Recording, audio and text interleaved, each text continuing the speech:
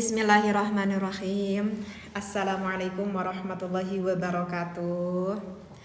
Selamat sore semuanya, selamat bergabung live sama Teteh pada sore hari ini. Mudah-mudahan ya pada sore hari ini semua yang baru bergabung sedang diberikan kesehatan oleh Allah, sehat lahir dan juga sehat batiniah kita, amin.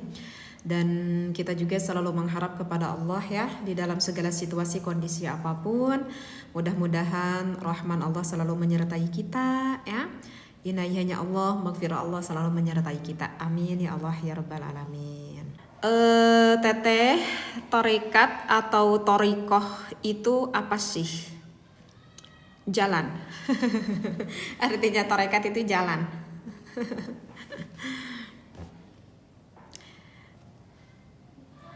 Iya, di rumahnya setengah hari. Kasihan ini Kakak Rindi sepertinya kesepian ini, gak ada suaminya. Udah Kakak Rindi kalau kesepian udah ngikutin aja sama Tetele pada sore hari ininya sambil kita nunggu maghrib ya. Kakak Hair kalau pengen bertanya kopi nanti insya Allah malam ya Kakak Hair ya. Insya Allah nanti kalau pengen tanya-tanya tentang kopi insya Allah nanti malam ya. Sekitar jam 8, sekitar jam 9. Kakak Baim juga mohon maaf banget ya yang bertanya kopi nanti insya Allah malam ya. Oke. Tadi ada yang nanyain tentang torekat ya. Kalau orang Sunda bilangnya jadi torekat. Kalau torikoh atau torekat, waalaikumsalam kakak Pak Ketu. Kalau secara lugot, secara bahasa ya, secara umumnya lah kalau lugot itu artinya adalah jalan. Seperti itu. Jadi ya artinya torekat itu adalah jalan gitu ya. Selamat sore kakak Oasis. Tetapi kalau yang dimaksudkan thariqah menurut istilah tasawuf ya, yang dimaksudkan menurut istilah tasawuf, thariqah itu bisa diartikan adalah ya salam juga kakak Oasis. Bisa diartikan dengan jalan yang kita tempuh ya dari seorang hamba, dari seorang abdu ya menuju kepada ridhonya Allah. Oke, itu yang dimaksudkan thariqah secara tasawuf. Kalau misalkan pengen kita semakin dipersempit lagi ya pengertian thariqah itu bisa didefinisikan sebagai jalan terhadap menuju kepada ma'rifatnya Allah gitu ya, terhadap ma'rifatnya Allah seperti itu. Jadi begitu ya. Nah, oke. Nanti Teteh takutnya gak fokus ya. Oke, kita lanjut lagi. Ya, jadi begitu ya Kak ya, yang dimaksud dengan thariqah secara tasawuf. Nah, kalau misalkan kita bisa melihat akan definisi tasawuf secara istilah ataupun secara lebih khusus, itu maka jelas makna dari pengertian thariqah itu sangat luas sekali ya. Itu sangat luas sekali. Itu thariqah itu tidak hanya dengan warna berzikir saja. Thariqah itu tidak hanya dengan warna berwiridan saja misalkan ya, dengan wiridan aja, tidak kan, tidak seperti itu kan. Pokoknya sesuatu jalan yang menuju kita itu ingin mendapatkan ridhonya Allah. Berarti kan rupa amal ibadah itu kan sangat banyak sekali, bukan hanya sebatas zikir-zikir saja seperti itu. Mau kita mendawamkan puasa, mau kita misalkan ta'lim ya yang mengajarkan, ataupun kita ta'alum yang belajarnya, itu juga termasuk salah satu bentuk amal kebajikan yang bisa mendapatkan akan ridhonya Allah. Berarti di sini kita sudah paham ya konteksnya, secara luasnya itu banyak warna ibadah. Nah, cuman kalau yang diartikan torekat di kita gitu ya, di Indonesia ini seperti itu ya, seperti ada ya di dalam keterangan kitab Salimul Fudhala seperti itu. Jadi di dalam torekat itu ada juga dengan istilahnya beat. Nah, mungkin yang sepertinya yang kakak tanyakan adalah ini sepertinya ya, ada beat. Jadi kalau beat itu apa? Jadi kalau beat itu adalah di mana ada seorang guru, jadi gurunya itu yang udah mursyid, guru yang udah mursyid kemudian membeat muridnya atau orang yang hendak mau menjalankan torekat tersebut seperti itu. Nah, beat di sini itu tidak tidak seperti beatnya misalkan seorang rakyat kepada pemimpin seperti itu ya. Waalaikumsalam ya semuanya yang baru bergabung. Waalaikumsalam. Ya, tidak seperti itu. Tetapi beat zikir di dalam thariqat itu artinya adalah si sang muridnya itu berjanji nih kepada gurunya. Sang muridnya itu berjanji gitu kepada gurunya mau mengikuti akan apa yang dianjurkan oleh gurunya. Misalkan kata gurunya kepada muridnya, ini nanti aurat-aurat ataupun wiridan yang harus kita baca setiap hari. Kakak Hidayat nanti malam kakak ya, untuk kopinya nanti malam Kak Hidayat ya. Waalaikumsalam kakak. Seperti itu ya. Jadi itu ya kak, yang dimaksudkan itu apa itu beat itu seperti itu. Nah, dan tentunya zikirnya pun itu yang harus bersanad. Artinya bersanad itu yang harus nyambung kepada baginda Nabi Muhammad Shallallahu Alaihi Wasallam, seperti itu. Nah, lalu kalau kita berbicara torekat, ini menurut mu'tamar torikah mu'tabarah, bahwa torikoh mu'tabarah itu yang diakui itu ada sekitar 43 gitu. Cuman kalau torekat yang ada di Indonesia, kalau yang diakui oleh Nahdlatul Ulama itu yang ada di Indonesia itu yang diakui itu diantaranya itu ada 7 seperti itu ada 7. Nah, ini teteh pengen ngebaca komen ya, itu alisnya asli apa sulaman? Asli atau kakak Irin, tidak boleh kalau disulam karena sulam itu hukumnya sama seperti tato, sedangkan tato itu hukumnya haram kakak Irin. Jadi ini alisnya asli ya, bukannya sulaman. Oke, nah torekat yang ada di Indonesia itu ada sekitar 7 yang diakui oleh Nahdlatul Ulama.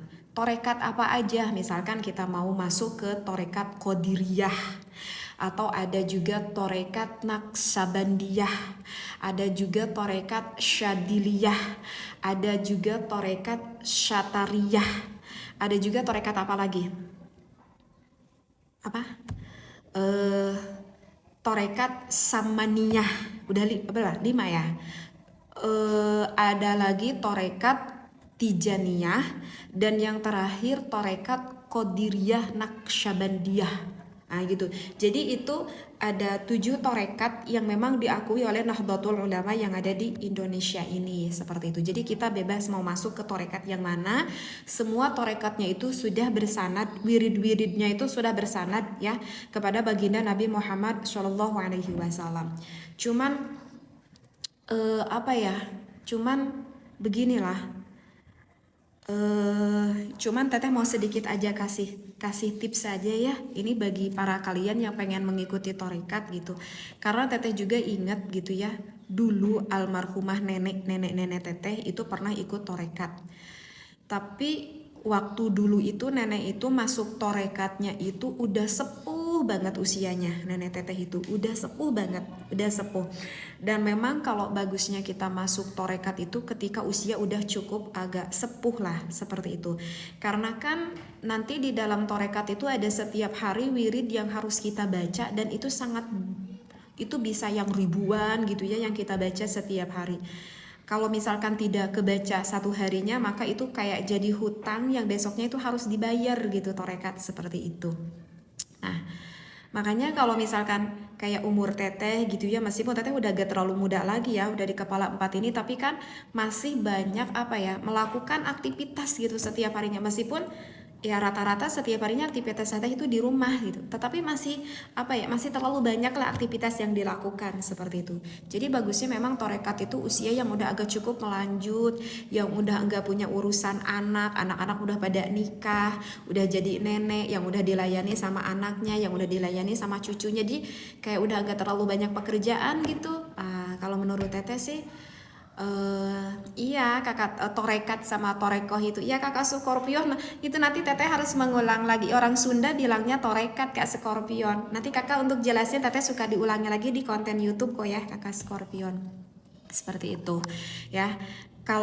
Dan teteh juga ingat ini ada bahasa ya dari guru, itu torekat itu kan tadi yang teteh katakan kan, kalau definisi tasawuf secara tasawufnya kan pokoknya suatu jalan yang menuju kepada ridhonya Allah, termasuk dengan torekat mengaji. Itu juga termasuk torekat. Kalau kita berbicara secara luasnya seperti itu.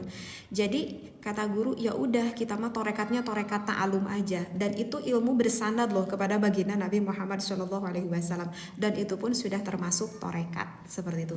Ya kalau misalkan kita pengen torekat yang seperti khusus yang udah tadi Teteh sampaikan, tips dari Teteh sih bagusnya ya nanti kalau kita usianya udah agak cukup sepuh, sudah tidak terlalu banyak urusan.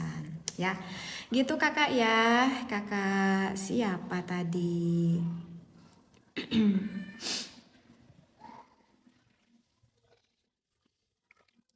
Teteh, apakah nggak haram berlibur aktivitas di hari Minggu? Kakak Nadar, baik, sama-sama baik. Naksabandiyah, Syadiliyah itu aurot-aurotnya sudah bersanad kepada baginda Nabi Muhammad SAW. Sudah bersanad. Yang penting bersanad.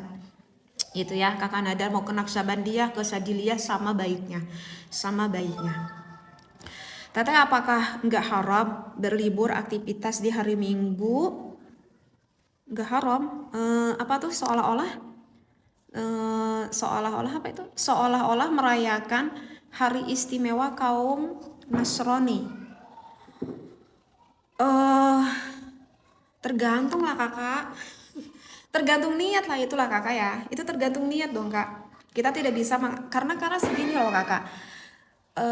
Karena kan sekarang di kita ya lebih khusus di Indonesia ini kan sekarang hari libur itu sudah mengacu kepada hari Minggu kan ya, udah ngacu gitu kepada hari Minggu. Jadi kayaknya kalau misalkan libur hari Minggu itu udah jadi termasuk adat gitu ya, udah termasuk adat seperti itu. Sekarang libur sekolah pada hari apa coba kakak? Hari Minggu kan? Dan kebanyakan ya PNS juga kan liburnya hari apa? Hari Minggu kan. Nah mungkin yang dimaksudkan kakak itu kenapa katanya kita kan kebanyakan mayoritas muslim nih, kenapa liburnya gak hari Jumat? Kenapa liburnya hari Minggu? Sedangkan kan hari Jumat para kaum laki-laki pergi Jumatan, sedangkan kalau hari Minggu itu kan kaum Nasrani, mohon maaf banget ya, para kaum Nasrani kan pada ibadah ya ke gereja seperti itu. Nah kenapa kita meliburkannya pada hari Minggu tidak pada hari Jumat? Ya mungkin karena rata-rata di kita ini ya mengikuti adat seperti itu. Jadi beginilah kakak, kalau kita lihat di dalam kitab Ahkamul Fuqaha seperti itu ya kakak ya, dapat kita simpulkan jika kita itu misalkan libur pada hari Minggu bermaksud di dalam hati kita itu naudzubillah ingin mensyiarkan agama Nasrani, yaitu jelas haram. Kalau ada maksud, ini tanya kalau ada maksud hati kak. Kalau di dalam kitab itu seperti itu. Kalau ada maksud nih dalam hati kita, oh sengaja nih kita meliburkan hari Minggu ada bermaksud ingin bertujuan mengagungkan agama itu misalkan. Ya itu jelas kalau itu haram. Tapi kan kalau rata-rata dari kita kan gak seperti itu ya. Karena memang udah suatu adat aja gitu. Sekarang liburnya hari Minggu ya kita ngambil ramenya aja hari Minggu. Jangankan begitu loh kak. Sekarang mah di hajatan kalau misalkan nikahan anaknya gitu ya. Atau misalkan sunatan anaknya. Sekarang mah para kiai-kiai juga yang ada di pesantren-pesantren kan sunnahnya itu kalau misalkan ijab kabul pernikahan kan pada hari Jumat ya. Tetapi sekarang tuh jarang dilakukan itu. Sekarang mah anak-anak pak kiai juga kalau misalkan ijab kabul pernikahan itu kebanyakan langsung dengan walimatul urusnya ngambilnya suka pada hari Minggu gitu.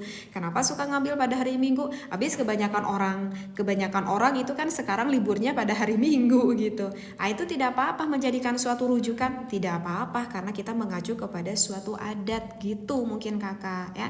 Yang penting udah itu aja hukumnya satu kakak, kita itu tidak haram itu kalau misalkan kita ada bertujuan dalam hatinya ingin mengagungkan agama orang Nasrani gitu ya. Gitu kakak. Bagaimana hukum menghisap? Kakak Panda, Teteh udah bosen ngebahas itu. Kakak Panda, Teteh udah bosan membahas itu kakak Panda. Itu udah sering banget sama Teteh dibahas. Mau di konten YouTube Palasran, selamat sore Kak Budi. Mau di konten YouTube Palasran pernah Teteh bahas. Mau di konten YouTube Pikih Nikah pernah juga sama kayak Teteh dibahas. Iya kakak lihat di FB. Padahal itu kakak Ahmad Teteh sendiri nggak punya FB Kak Ahmad. Teteh sendiri tidak punya aplikasi di FB.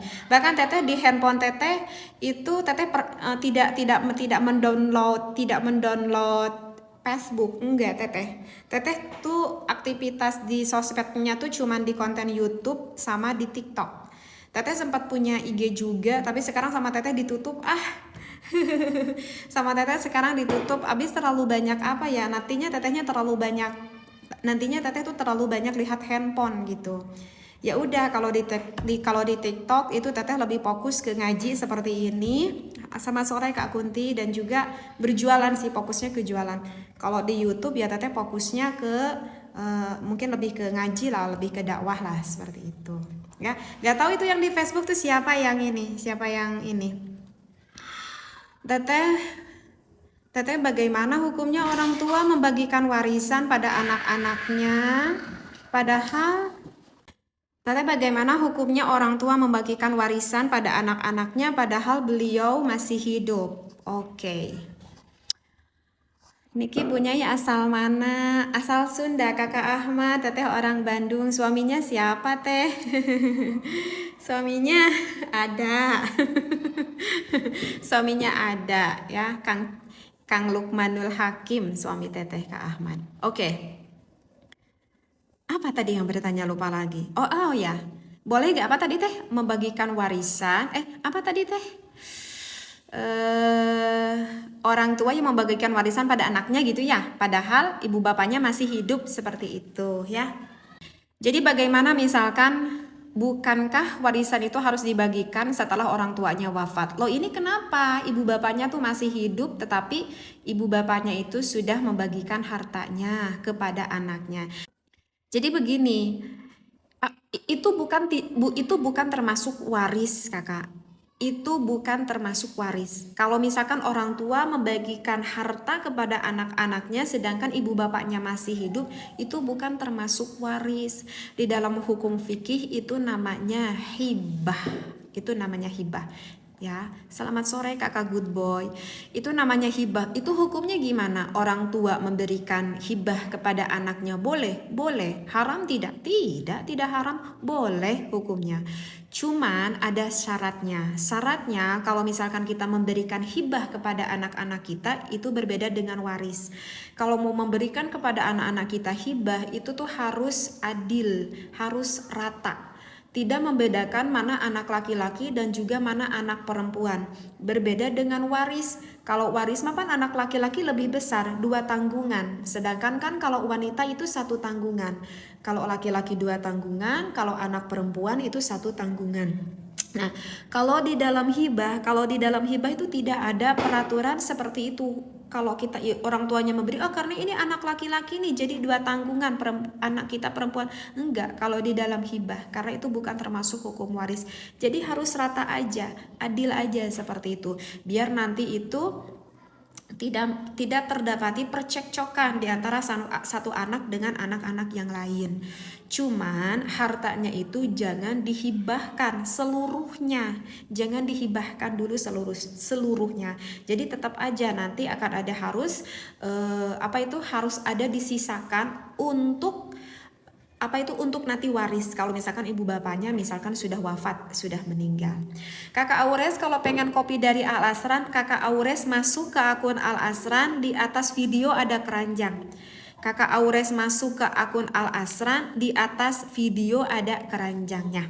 Apa? Udah gitu Kakak tadi ya yang bertanya gitu. Ya jadi itu namanya hibah. Karena kan suka ada ya yang begini ya, misalkan kan ibu bapaknya nih kaya nih, misalkan selamat sore Kak Opah, misalkan punya anak 4, misalkan empat-empatnya anaknya itu perempuan, sedangkan nggak punya anak laki-laki. Kalau punya anak laki-laki mapan kehijab ya sama anak laki-laki. Dikarenakan tidak punya anak laki-laki, maka otomatis kan nanti ada saudaranya yang dapat terbagi warisan gitu. Misalkan ini akal-akalan nih orang tuanya, aduh aku sayang banget nih ngebagiin enak aja, misalkan nanti saudara aku gitu ya, misalkan paman aku, misalkan kakak aku atau adik aku mendapat warisan, ya udah aja deh seperti itu ya, aku ini ngasih aja semua hartanya, aku bagikan sekarang mumpung aku masih hidup ke anak-anak perempuan aku semuanya. Itu nggak boleh.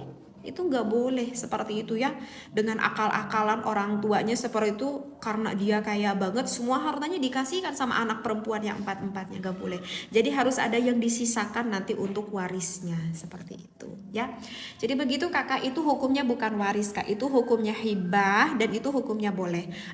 Ini bagi kalian semua yang pengen check out ini kopi pada saat ini juga ya, pokoknya kalian tinggal masuk aja ke akun Al Asran. Tinggal masuk aja ke akun Al Asran, nanti di atas videonya itu ada keranjangnya ya. Nanti di atas video itu ada keranjangnya ya. Oke. Tadi apa? Mensolati mayit ya? Mensolati mayit apa? Gaib ya? Mensolati mayit gaib, tetapi tetangganya gitu ya. Itu bisa nggak kita itu mensolati mayit gaib, tetapi si mayitnya itu, jenazahnya itu tetangganya dia itu sendiri? Tidak kakak. Itu tidak termasuk ke dalam syarat menyolati mayit yang gaib, tidak. Karena salah satu syarat menyolati mayit gaib itu, jenazahnya itu harus berada jauh dari wilayahnya, dari tempat kita. Atau misalkan yang pokoknya yang tidak satu wilayah dengan kita. Kalau satu kampung mah itu masih satu wilayah, meskipun kampungnya itu cukup besar misalkan, tetapi sebesar-besarnya kampung itu masih bisa kita tempuh meskipun hanya dengan jalan kaki aja. Jadi kalau misalkan tetangga kita nggak bisa, kita ya udah kita hadir aja, harusnya kita hadir aja seperti itu. Itu ada di dalam kitab Anwarul Masalik kalau tidak salah ya, di dalam kitab Anwarul Masalik. Jadi tidak boleh kita itu mensolati mayit. Wala yajuzu, dalam bahasa itu apa ya, wala yajuzu, kita itu tidak diperbolehkan alal ghaibi, apa ya, kayak sholat ghaib fil baladi, yang ada di dalam kampung kita, kalau gak salah bahasanya tuh seperti itu.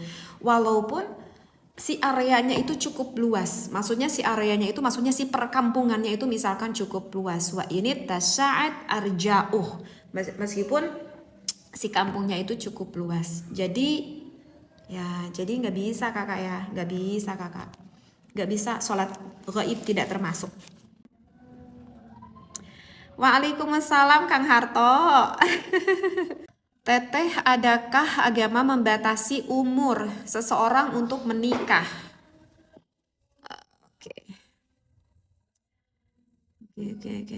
Adakah agama itu kalau di dalam fikih, kalau misalkan anak gadis kita itu ada gak usia tertentu gitu? Dibatasi nggak kalau misalkan mau menikah? Itu ikhtilafiyah. Itu ikhtilafiyah. Artinya ikhtilafiyah itu kakak, artinya banyak sekali perbedaan pendapat ulama akan keabsahan akad nikah bagi orang yang belum cukup umur itu. Ada yang tidak membatasi umur di dalam keabsahannya. Sebuah pertikahan itu ya halnya seperti ulama-ulama madzhabul arba'ah, itu tidak dibatasi. Bahkan Imam Munzir itu berpendapat itu sudah menjadi ijma ulama, bahkan kalau menurut Imam Munzir seperti itu. Menikahkan anak perempuan yang masih kecil pun itu boleh. Tapi belum, ini dengarkannya harus jelas, harus tuntas, itu boleh. Tetapi ada sebagian juga ulama yang menghukuminya itu harus dibatasinya sah nikah itu kalau anak perempuannya itu sudah baligh. Ya sudah baligh berarti kalau wanita ya berarti di umur haid. Bahkan kan dari baligh pun, wanita baligh pun itu setiap mazhab itu berbeda-beda loh gitu. Kalau kita mah mazhab Imam Asy-Syafi'i kan wanita baligh itu minimal haid itu kan 9 tahun kurang 15 hari kan. Nah, sedangkan di mazhab lain itu berbeda lagi, berbeda pendapat ulama.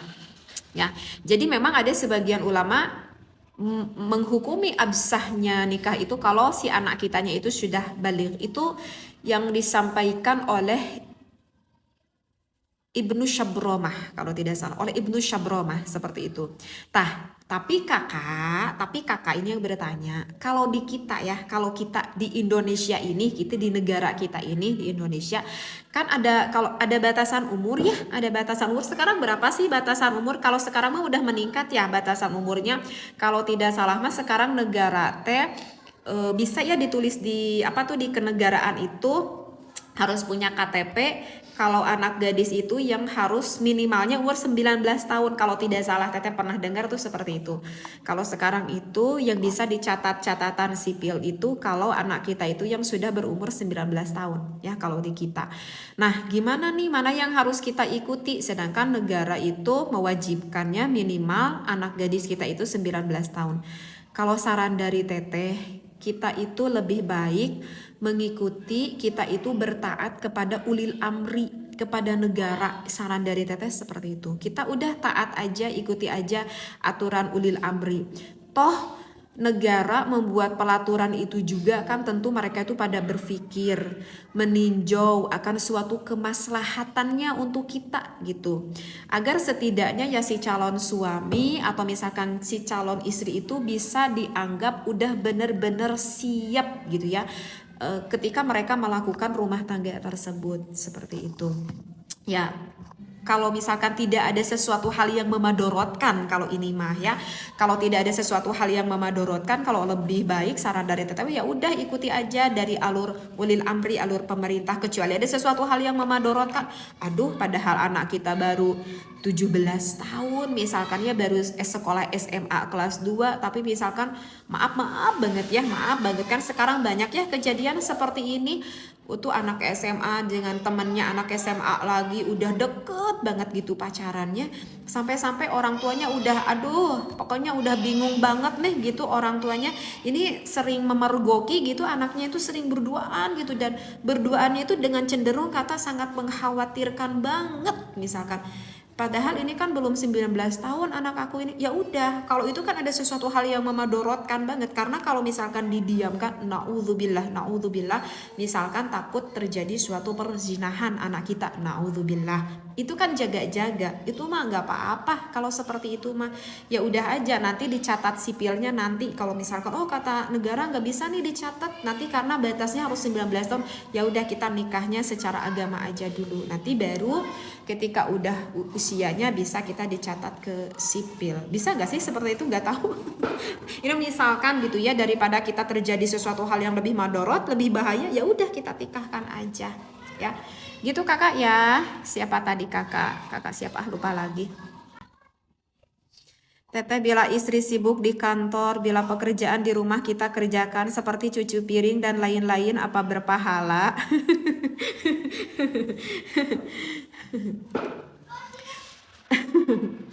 Bang SS, sebetulnya kalau kita berbicara hukum ya Bang SS, kalau misalkan kita berbicara hukum sebetulnya tuh seperti mencuci piring, seperti mencuci baju, bahkan memasak, bahkan menyusui anaknya. Ini bahkan loh kak, sedangkan kan gak mungkin ya suami tuh bisa menyusui anaknya, kan gak punya air susu ya kan gitu. Bahkan menyusui anaknya itu sebetulnya sang istri kita itu tidak berkewajiban. Cuci piring nggak wajib.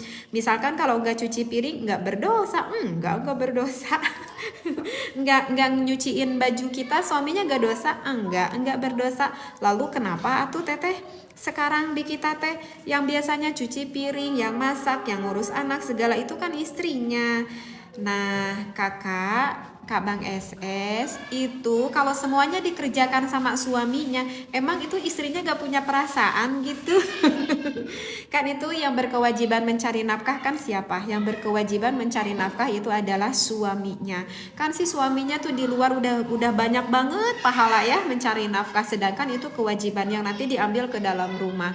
Kan kasihan banget ya suaminya udah mah di luar cari nafkah, udah mah ke rumah harus cuci piring, harus masak sendiri. Itu istrinya enak aja scroll main TikTok. Gitu kan ya. Maka kalau misalkan istri kita itu pengen dapat pahalanya lebih banyak, pengen istrinya dapat pahala lebih banyak, udah istrinya cuci piring, istrinya masak, itu pahalanya untuk siapa? Untuk istrinya, dan pahalanya sangat besar sekali ya. Jadi Bang SS dari jawaban fikih ini mudah-mudahan nanti Bang SS Bang SS itu bisa berbijaksana.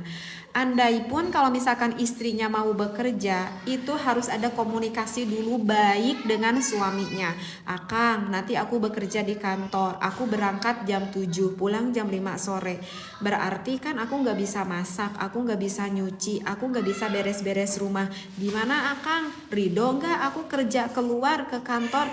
Terus suaminya ngasih ridho, sok neng mau kerja ke kantor akang ngasih ridho misalkan seperti itu. Cuman inget ya, apa itu harus bisa menjaga fitnah seperti iya siap kata istrinya. Kan itu suaminya udah ridho. Ya kalau begitu gimana? Ya cari solusi dong. Kalau enggak ridho ya kenapa izinin atau istrinya kerja ke kantor? Ya Bang SS ya. Gitu Bang SS. Oke. Teteh kalau misalkan wanita melamar laki apa? Teteh kalau misalkan wanita melamar laki-laki boleh? Boleh. Ini katanya kalau wanita melamar laki-laki gimana? Boleh? Boleh. Perempuan meminang laki-laki boleh? Boleh. Gak apa-apa. Selamat sore Kakak Notmi. Emang itu teteh kalau misalkan wanita yang menawarkan dirinya kepada laki-laki emang itu tidak apa ya? Apa ya? Apa itu tidak mengurangi akan kehormatannya misalkan? Oh tidak, itu tidak mengurangi kehormatannya. Itu kan malu banget teteh misalkan kalau perempuan yang kalau bahasa kerennya gitu ya, kalau bahasa di apa kalau bahasa anak sekolahan ini namanya bahasa gaulnya, masa itu anak cewek yang nembak cowok itu anak-anak sekolahan nih anak gaul. Kalau udah yang mau menjenjang ke nikah bahasanya gak seperti itu juga kali ya kalau udah mau menjenjang ke nikah. Jadi begini, apakah ketika ada seorang wanita yang meminang kepada laki-laki ataupun menawarkan dirinya, apakah itu bisa mengurangi akan kemuliaan bagi seorang wanita tersebut seperti itu? Oh tidak, itu tidak mengurangi wanita tersebut, tidak mengurangi wanita tersebut. Karena bahkan menurut syara pun ini, bahkan ini sekali lagi, bahkan ini menurut syara pun wanita tersebut tetap mulia dan tidak dianggap hina seperti itu. Kenapa? Karena memang ada hadis, ini ada suatu hadis, ini ceritanya seperti ini ada hadis. Diceritakan saya itu sedang duduk gitu ya, sedang duduk santai bersama Anas seperti itu. Nah kemudian lagi duduk santai dengan Anas dengan sahabat, kemudian ditemani sama anak perempuannya, berbincang-bincang. Nah saya itu dengan sahabat Anas dan juga anaknya Anas seperti itu. Nah Anas itu berkata, lagi ngobrol terus berkata, itu ada wanita katanya datang nih kepada baginda Nabi Muhammad Shallallahu Alaihi Wasallam. Terus kata anaknya, emang mau apa ayah itu wanita itu datang kepada baginda Nabi Muhammad? Iya dia itu mau menawarkan dirinya kepada baginda Nabi Muhammad ya. Wanita itu berkata gitu kepada Rasulullah, wahai Rasulullah, apakah engkau menginginkanku? Katanya seperti itu. Terus anaknya Anas berkata seperti ini, ayahanda itu anak perempuan itu kayaknya gak tahu malu gitu ya. Itu anak perempuan itu kayaknya gak tahu malu. Itu kan perilaku seperti itu kan sangat jelek sekali gitu. Masa kok wanita menawarkan dirinya gitu ya sama laki-laki gitu. Lalu Anas berkata gitu, menyangkal terus berkata gitu sama anaknya. Nah, wanita itu lebih baik darimu. Dia itu menginginkan Nabi Muhammad SAW, kemudian dia itu menawarkan dirinya seperti itu. Jadi kalau misalkan kita tuh udah punya anak gadis yang udah agak cukup dewasa banget gitu ya, misalkan kita udah punya anak gadis yang udah cukup dewasa banget gitu ya, nggak apa-apa gitu orang tuanya misalkan menawarkan sama saudaranya, misalkan menawarkan sama teman-temannya, aduh aku udah punya anak gadis nih yang udah cukup umur, yang udah cukup nikah, barangkali ya ada gitu ya laki-laki yang cocok nih sama anak gadis aku. Nggak apa-apa, itu tidak akan menurunkan kemuliaan anak gadis kita itu, seperti itu. Jadi gitu kakak, nggak apa-apa. Kalau memang itu adalah suatu kemaslahatan ya nggak apa-apa kakak, ya. Padahal di rumah ada asisten rumah, padahal di rumah ada asisten rumah tangga. Cuman saya nggak tegaan melihat ART kerjain semua. Oke, aduh Bang Eses apa ini sama Teteh tadi nggak dibaca atasnya. Iya Bang Eses, udah Bang Eses, nanti Bang Eses lebih berbijaksana aja lagi ya. Nanti ngobrol aja lagi sama istrinya. Nah kalau tadi berbicara hukumnya seperti itu Bang Eses. Teteh ada wanita ketika umur 55 tahun sempat monopos, tapi di umur 65 tahun keluar darah lagi. Apa itu haid? Bisa aja kakak. Kakak bisa aja itu haid. Bisa aja itu haid. Jadi ada seorang wanita udah monopos, udah lama banget nih. Tahu-tahu beberapa tahun kemudian keluar lagi darah. Apakah itu termasuk darah haid atau bukan? Karena begini, karena sebetulnya kakak itu tidak ada batasan. Itu sebetulnya tidak ada batasan, ya. Oke. Jadi begini ya kakak. Kalau misalkan si wanita yang monopos tersebut mengeluarkan lagi darah, kemudian si darahnya itu sesuai dengan kriteria haid. Kalau misalkan sesuai dengan kriteria haid. Oke, kakak sudah pada tahu belum kriteria haid? Kriteria haid itu kalau kita melihat dari masa minimal itu tidak boleh kurang dari 24 jam. Ya, jadi sekali lagi ya udah Teteh jangan fokus ke komen. Kalau ke komen nanti Teteh suka ngawur ini ya, suka nanti gak fokus. Oke, ulangi lagi. Begini kakak, kalau misalkan keluar si darahnya itu sesuai dengan kriteria haid. Misalkan kalau masa minimalnya itu kan tidak boleh kurang dari 24 jam. Tidak boleh kurang dari 24 jam. Oh ternyata ini melebihi dari 24 jam. Ya, dikira-kira melebihi dari 24 jam. Maka itu sudah termasuk haid seperti itu. Atau misalkan mengeluarkan darahnya itu tidak melebihi dari batas 15 hari. Oh ternyata ini si wanita yang sempat monopos ini ternyata mengeluarkan lagi darahnya sesuai dengan kriteria haid. Maka itu darah apa? Maka itu masih tetap darah haid. Maka itu masih tetap darah haid seperti itu. Ya, karena kan kalau kegaliban wanita itu monopos, kegaliban itu berarti kebiasaan ya. Kebiasaan wanita monopos itu kalau yang disampaikan di dalam kitab Syaraqawi itu kira-kira pada usia 63 tahun. Itu tapi ini yang ngarang kitab kan udah lama banget. Itu kemungkinan wanita-wanita zaman dahulu itu lebih sehat-sehat pada zaman sekarang. Sekarang mah ya Teteh suka dengar umur 50 tahun aja sekarang udah banyak yang monopos. Bahkan sempat Teteh dengar ada yang usia kepala 4 lebih itu udah monopos. Bisa saja itu dari pengaruh KB mungkin. Jadi ada yang mengganggu gitu ya kehormonalitasnya seperti itu. Kalau yang di dalam kitab Syaraqawi itu rata-rata wanita zaman dahulu itu 63 tahun. Berarti itu menunjukkan wanita-wanita atau orang-orang pada zaman dahulu itu lebih sehat daripada zaman-zaman sekarang. Seperti itu. Ya. Nah, sedangkan di dalam hukum sejatinya itu tidak ada batas akhir bagi wanita untuk bisa haid. Seperti itu. Jadi gitu kakak ya. Jadi meskipun udah sempat monopos, kemudian berhenti bertahun-tahun, keluar lagi darah ya kalau sesuai dengan kriteria haid yaitu masih dikatakan haid kakak seperti itu.